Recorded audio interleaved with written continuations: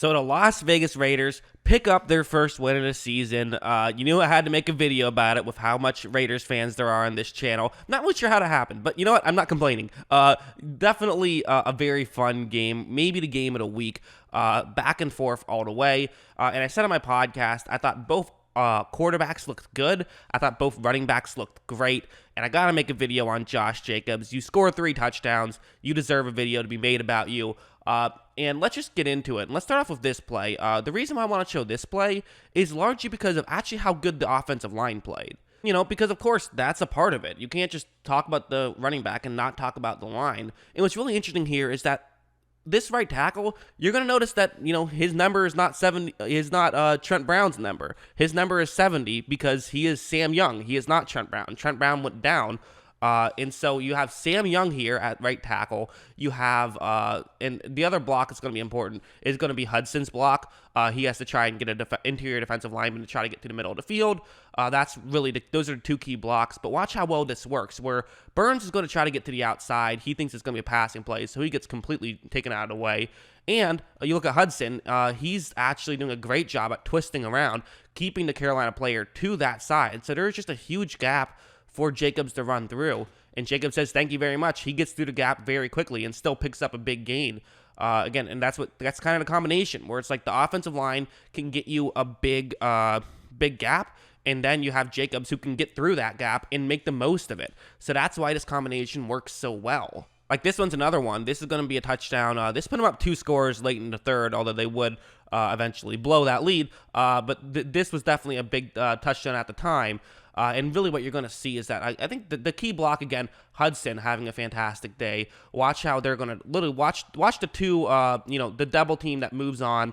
A linebacker is going to actually take a bad angle, so he doesn't even have to get off the double team. Watch how badly they move him out of the way. Jacobs can just walk into a touchdown. So again, I'm not trying to say this to take away from Jacobs. I'm just also bringing up the fact that not only was he great, but the line was great. But again, I got to be very clear. This was definitely not just Jacobs, being fine while the offensive line did the rest. I mean, Jacobs had his moments as well. This one's an example where it's going to be run through the top of the screen, so that's why I just have the blocks on the top of the screen there. And you're going to notice that there is a safety who is unblocked. So he is the guy who can try and crash in and make a play. And on the goal line, typically what you want to do if you're unblocked is be aggressive. You don't want to be passive here because the reality is you got to go out and make a tackle. You can't just let someone come to you because you're standing in the end zone. You got to go out and try to make the play. You got to shoot a gap quickly. That's just what you have to do in this situation.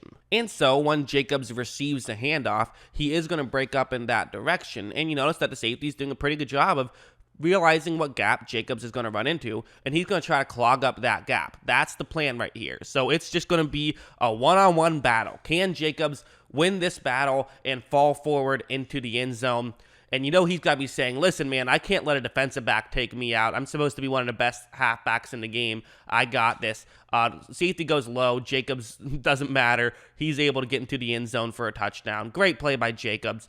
And that's what he can do. This is kind of something where last season there were some concerns about the goal line offense. Sometimes he was not able to get these opportunities, but now he's getting these opportunities and he's making the most of them. That was, another one of his touchdowns. While I would say that this offensive line did play really well, especially against a pretty good, albeit young, defensive line, there were some slight mishaps on the offensive line, and there were some times when Jacobs bailed out the offensive line. This one is one of them. It's actually going to be Hudson. Hudson is going to lose his matchup pretty well, which is, rare, but it does happen. Every now and then as a center, sometimes it's hard to get your hands up. You can lose a matchup. This is what happens, and you notice that 95 right there for Carolina, doing a great job of getting in position. He can probably reach out, get a hand on Jacobs. You would see a lot of players be able to make this tackle, and it would go for a loss of yards. But the problem is that Jacobs is just too good. He's too strong, and those light contact, it's not going to get him down. And watch how not only is he able to get off that tackle, but he's able to get around another defensive back and pick up a solid gain on a play that, for a lesser back, that might have resulted in a loss of yards. And again, that's just kind of what a running back's job is. It's all about maximizing the total yards, and that's what he's able to do so well. I think that sometimes he doesn't get enough credit compared to some other guys because he's not the back that's constantly trying to break things to the outside. He's not the guy who's trying to get a touchdown on every play. His style is very much, I'm just going to run through the gap that I'm supposed to run through every time. But because he's able to do that and he does it so well, it maximizes the yardage totals on each of these plays. It makes things a lot easier for the offense to work. It's kind of like, it's almost like he's a contact hitter in baseball. But, in this situation, I think that it works a lot better. Let's also talk about the passing game a little bit because, again, I think he's such a good pass-catching back. I wish they kind of used him to, catch passes more because every time he runs a route, I feel like he's doing it very well, and I would like to see him sort of get into the receiving game a little bit more. This game was the most I remember seeing him really get out there for the receiving game. He ended up with 4 catches. This one was probably his best one, where he's going to run a route where he's going to start to go to the outside, but then cut over the middle. Honestly, a lot of times you won't even have halfbacks do this. A lot of halfbacks just run very typical routes. But you know what? They trust Jacobs, and watch how he starts to get to the outside. At this moment, he could be going either way. It looks like he's about to go to the bottom of the screen, to the flat. And the reason why he would be doing that is because that's just typically what halfbacks do. Run a check down route, do something very basic essentially. But he's not. He's going to cut over the middle. And watch how he's able to completely fool that linebacker, gets wide open, and again, makes the defensive back miss. How many times have I said that in this video? And picks up a huge gain. Again, that's just kind of what Jacobs can do. He's a great pass-catching back. He's a tremendous running back, of course. So that's why they drafted him in the first round, and he's really showing up and playing very well.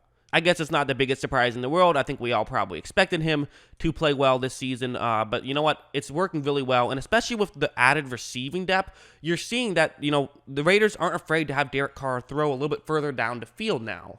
And because they're not afraid to have him throw further down the field, this can now result in potentially a better running game. Even though Jacobs' numbers as a whole, like in terms of yards per carry, he only had 3.7 yards per carry, so that wasn't like fantastic. But he definitely had some real big moments, and he was, it looked like Carolina made a clear emphasis in their game to try and stop Jacobs, and they still weren't really able to too much, which is definitely promising for Las Vegas fans.